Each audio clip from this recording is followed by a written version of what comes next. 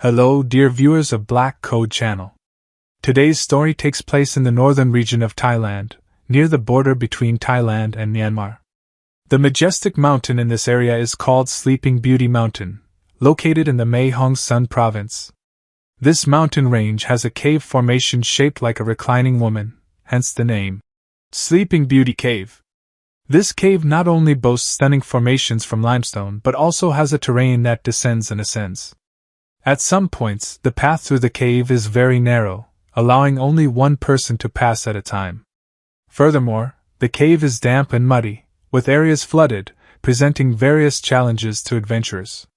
From the entrance of Sleeping Beauty Cave to its farthest point, it spans approximately 11 kilometers. It is the fifth largest cave in Thailand, and due to its size and depth, it is impossible for anyone to traverse the entire cave. This has made it somewhat of a hidden gem. Near this cave, there is a village called Pong Pha. The residents here are avid football fans and have a youth football team called Lion Cubs. In this team, the youngest player is only 11 years old, while the oldest is 17. The team started on the 23rd of June, 650108.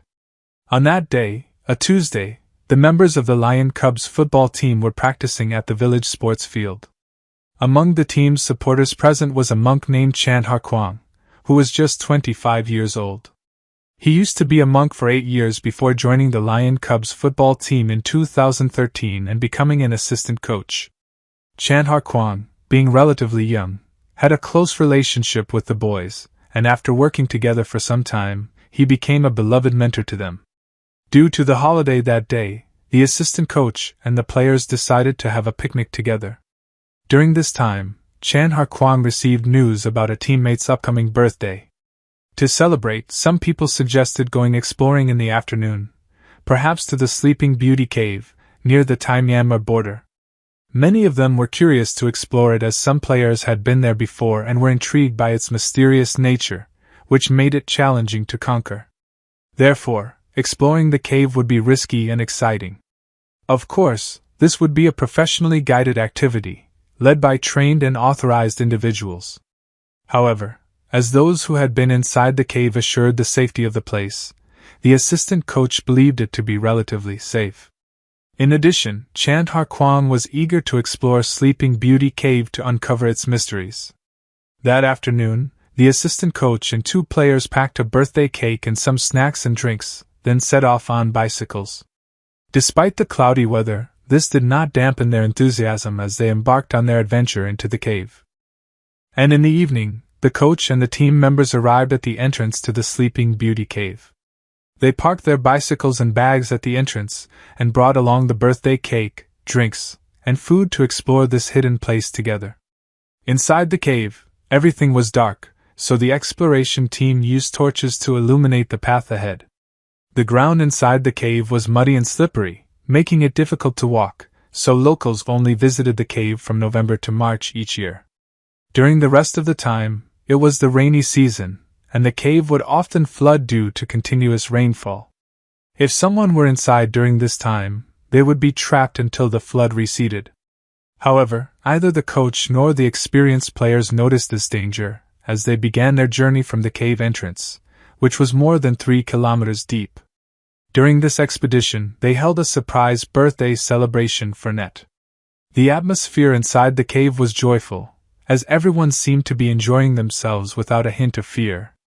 But what nobody wanted to happen eventually did. In June, Thailand was in the midst of the rainy season, and sudden heavy rains were unpredictable.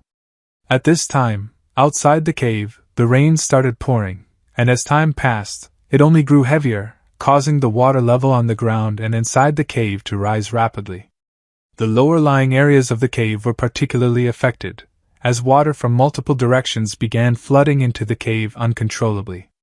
After some time, the coach and the 2 boys inside the cave slowly realized the problem. They noticed that the water level inside the cave was rising steadily.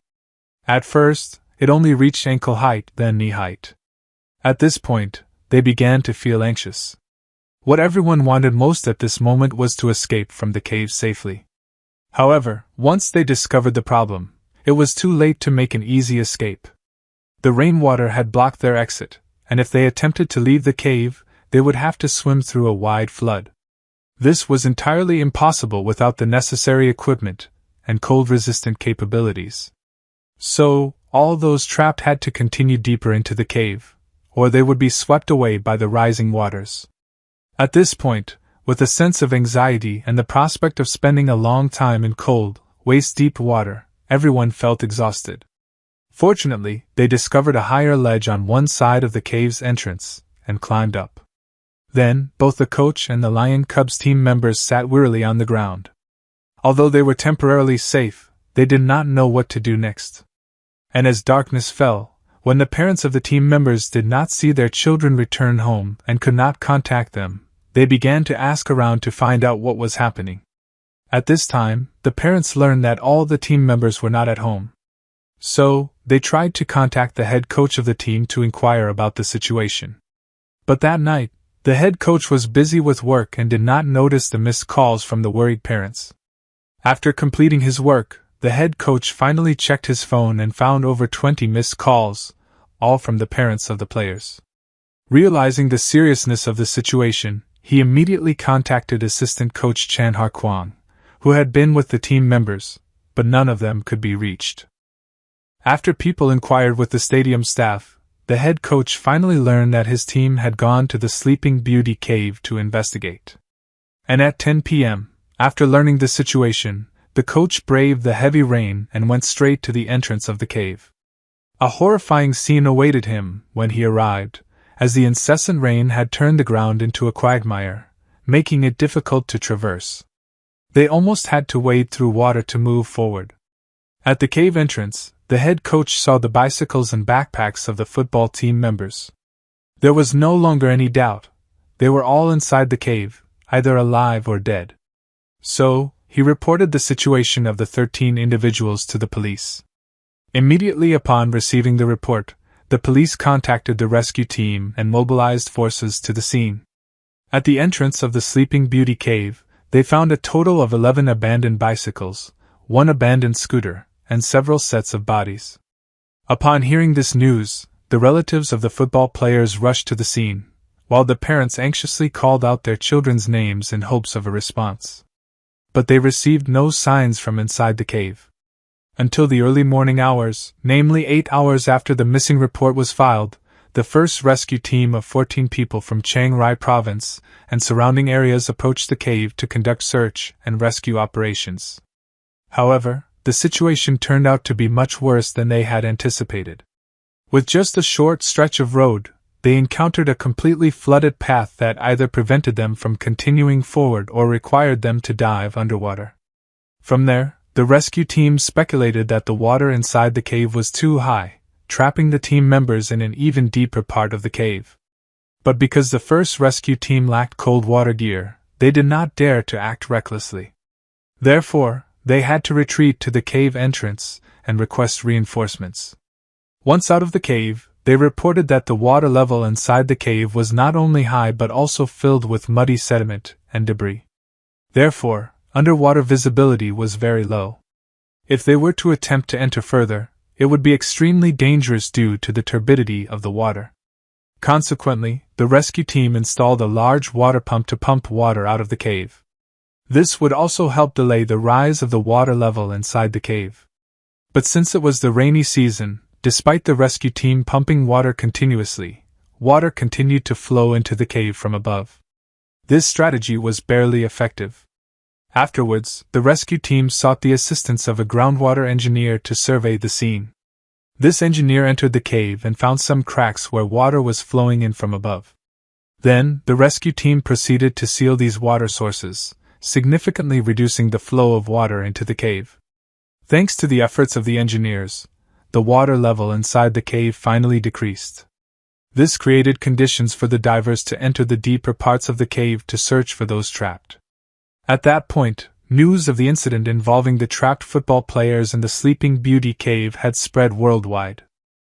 Therefore, rescue teams from over 20 countries successively arrived in Thailand to provide assistance. The international rescue teams included Thai police, medical personnel, engineering companies, and local volunteers who came to the cave to help. However, the rescue operation proved to be much more challenging than they had anticipated. It required not only modern rescue equipment but also experienced rescue personnel with determination and resilience, along with support from the local community. In the following days, rescue teams from various countries around the world arrived at the cave to assess the situation and plan the rescue operation. And on the 6th day of the incident, the international rescue teams arrived at the Sleeping Beauty Cave. Among them were 2 seasoned experts from his team, namely Tin, aged 56, and Vo Lan Tan, aged 47. These 2 were regarded as the most experienced frontline rescuers for such incidents. Although the current situation was harsh and the weather unpredictable, in order to rescue those trapped in the cave as soon as possible, Tin and Vo Lan Tan decided to venture further into the cave through a narrow passage. Inside, amidst the darkness and cold water, they eventually reached a relatively elevated area. It was then that they were surprised to discover 4 rescue personnel from the Thai Navy SEALs who had been trapped overnight during a water rescue mission in Thailand. These rescue personnel had entered the cave the previous night and had not expected to get trapped. If it weren't for Tin and Vo Lan Tan discovering them in time, they might have remained trapped for much longer. Subsequently, Tin and Vo Lan Tan decided to evacuate these 4 personnel from the cave. However, while evacuating the 4, they encountered a problem. One of the 4 rescue personnel had suffered an emotional breakdown and was very agitated, unable to continue the rescue. At times, there were moments of almost resorting to force. But to move them out of the cave, the rescuers had to pass through flooded sections. Recognizing this, Tin and Vo Lan Tan believed that if some measures were not taken to maintain the emotional stability of those trapped after many days, it would be very difficult to safely rescue them. To address this issue, they sought out Harid, a 53-year-old gay doctor who was also a practitioner of 9-fold cold medicine cave techniques. Harid had nearly 30 years of experience in cave medicine. Tin and Vo Lan Tan pleaded with Harid to join this rescue operation. Harid asked, "What if I don't join?" To which Tin replied bluntly that everyone would die. Faced with such a grim prospect, Harid decided to join the rescue effort. He immediately set out for Thailand. On the 7th day of the trapped incident, the coach and team members were still together in a tight group inside the cave. Everyone had gathered together to maintain a stable atmosphere. Previously, the coach had been a monk and had taught his students how to meditate in darkness to maintain calmness and composure in difficult situations. On that day, the Prime Minister of Thailand also visited the cave to assess the rescue situation. In addition to the rescue personnel on site, there were 840 soldiers, 90 Special Forces members, 40 divers, and various other support personnel. When he arrived, the families of the trapped boys pleaded desperately for the authorities to expedite the rescue operation and get their loved ones out of there. And on that day, the Prime Minister reassured them of their concerns with his commitment. He said, "We will carry out the operation to the end with the utmost professionalism of the best experts. Everyone, don't worry, they will all be fine." However, another crisis occurred during the rescue operation. The electrical generators used for lighting and the water pumps in the cave malfunctioned due to an electrical failure. This resulted in 3 rescue personnel getting injured. By the 10th day of the trapped incident, the trapped boys in the cave had not seen sunlight for several days. Their phone batteries had long run out, and they didn't know how long they had been trapped or whether they would survive to get out. Occasionally, there were loud cries for help, and many of the trapped boys called out to their mothers and loved ones. They confided in each other, but ultimately, their cries were met with silence. And at 10 o'clock, 2 British divers, Vo Lan Tan and Staten, arrived. Once again, they ventured into the cave. They reached an area known as the beach, where the water level was relatively high. Here, they began calling out to the trapped boys, and suddenly, they heard some faint voices. They then proceeded past the beach, navigating through the water, and continued onward. When they resurfaced, they couldn't believe what they saw before them. They finally found the trapped boys in the cave. They were huddled together on a ledge, the entrance to the Sleeping Beauty Cave, about 4 kilometers in. But there was a slight issue here with Staten and Vo Lan Tan. Not knowing Thai, they only spoke English to the trapped boys and asked if there were 3 more people. Luckily, among the 13 boys there was one who spoke a little English and could communicate with the rescue team. So, the 3 replied in English that there were 13 people. When the rescue team heard this news, they were overjoyed. Finally, the 2 divers could reassure the group. This meant that all those trapped were still alive. After a simple medical checkup by the 2 rescue divers, the condition of all 13 boys remained stable. Initially, when trapped in the cave, they had brought along some food, water filtration straws, raincoats, and had instructed the boys not to drink stagnant water. They were also resourceful in collecting clean water from the cave walls to drink. This ensured that none of the trapped individuals faced serious health issues due to dehydration. During the days of being trapped, the raincoats had organized for everyone to take breaks by sitting still and lying down to rest. This was to relax their bodies, conserve energy, and reduce anxiety. Throughout this ordeal, some members of the group had experienced psychological distress, but the raincoats had always been a source of motivation for their students. He assured the boys that someone would come to rescue them, and they should remain calm. And today, they had finally met the rescue personnel. This brought tears of relief and smiles to everyone's faces. As they departed, 2 rescue divers greeted the boys with some lighting equipment and promised to soon bring them food and blankets. After that, Volanthen and Staten began to return to the cave entrance and conveyed this good news to the rescue personnel outside. Everyone was very happy to hear this good news, but the next challenge was how to rescue the trapped boys. The rescue team proposed the first rescue plan, which was to pump out the water from the cave using pumps from the outside. Heavy rains in recent days had caused the water in the cave where the boys were trapped to rise even further. During heavy rain, the water level increased by 15 centimeters per hour. In the cave, some areas had water levels up to 5 meters. Moreover, the water in the cave was mixed with mud, dirt, and other debris, making it very murky and visibility very low. When diving into the water, they could only rely on their experience to move forward. Since the rescue operation began, the water pumps had been continuously operating with 20 fake divers to pump water out. However, occasionally, debris such as mud, rocks, and leaves got mixed in, causing the pumps to clog and resulting in malfunctions, making it impossible to keep up with the rate of water entering the cave due to rainfall. Despite their efforts, pumping all the water out of the cave was not feasible. This option was discarded. Next, the rescue teams proposed a second rescue plan, which involved attempting to dig a hole from above for the trapped victims. However, due to the challenging terrain and distance, the digging speed was very slow, and there were risks of collapses, cave-ins, and other hazards, so this plan was also abandoned. On the 13th day since the trapping incident occurred, the Thai government announced that they would first arrange for Navy divers and cave rescue experts, both locally and internationally, to bring food and rescue equipment to those trapped in the cave, and conduct a survey of the location of the 13 trapped individuals. Then, they would formulate a rescue plan based on the actual situation.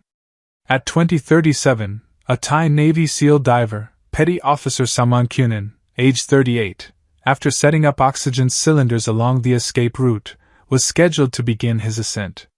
Upon returning to the cave entrance, where the boys were trapped, he lost consciousness due to lack of oxygen, about 1.5 kilometers from the cave entrance. Other rescue team members discovered his body floating in the water and attempted to resuscitate him, but without success.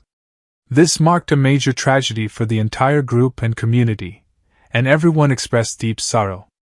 On that day, the rescue team proposed a third rescue plan. With this plan, enough water and food would be provided to the trapped individuals inside the cave so that they could survive for another 4 months inside the cave. After a natural decrease in water level due to rain, they could then self-evacuate.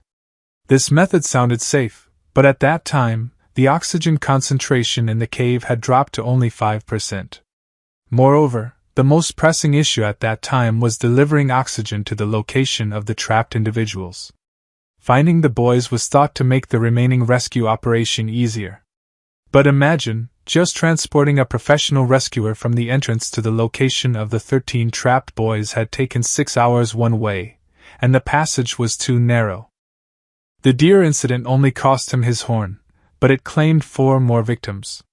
At this point, there were still 4 members of the rescue team inside the cave. On the 18th day since they got trapped, the third rescue operation began, and this time they succeeded within a few days. The rescue team successfully rescued the remaining boys and brought them safely out of the cave, with the relentless efforts of the entire rescue team. At that time, rescue personnel from various countries around the world were deeply involved. The operation succeeded in an unprecedented rescue effort of extreme difficulty. According to one rescue team member, the cave terrain could be considered extremely treacherous. Immediately after the rescue operation, water flooded into the cave where the boys were trapped very rapidly. On November 1, 2019, the cave where the boys were trapped officially became a tourist attraction, drawing visitors from all over the world. This rescue event caused a sensation worldwide and attracted a large number of visitors, but for safety reasons, entry to the cave was restricted. Only 30 visitors per group and a maximum of 2,000 visitors per day were allowed into the cave. Following this incident, the Thai government awarded a special medal to the members of the rescue team. Among them, Petty Officer Saman Gunnan, who had died in the operation, was posthumously honored with the highest royal decoration, with his image carved to honor his brave spirit and sacrifice for others. After the completion of the rescue operation, a monument was erected inside the cave to commemorate him and honor the heroic efforts of all rescue team members in rescuing the trapped individuals. Another member of the Thai rescue team, Navy SEAL Bakbara, was injured during the rescue operation and remained hospitalized, but his condition did not improve. Finally, on December 27, 2019, Bakbara passed away. 2 years have passed since the successful rescue of the boys, and in 2020, the local authorities organized a commemorative ceremony at the cave entrance once again. They invited the rescue team members and the entire community to honor all those involved in the rescue operation. According to incomplete data, more than 10,000 people from Thailand and around the world participated in the rescue operation. To this day, the rescued victims remain healthy, both physically and mentally. Despite the tragedy and loss of 2 brave rescuers, the successful outcome of the rescue operation brought immense relief. All in all, people will never forget the incredible bravery of these 2 rescuers. And that concludes this story. What do you think about this rescue mission? Please leave your comments below the video. Now goodbye, and see you in the next videos.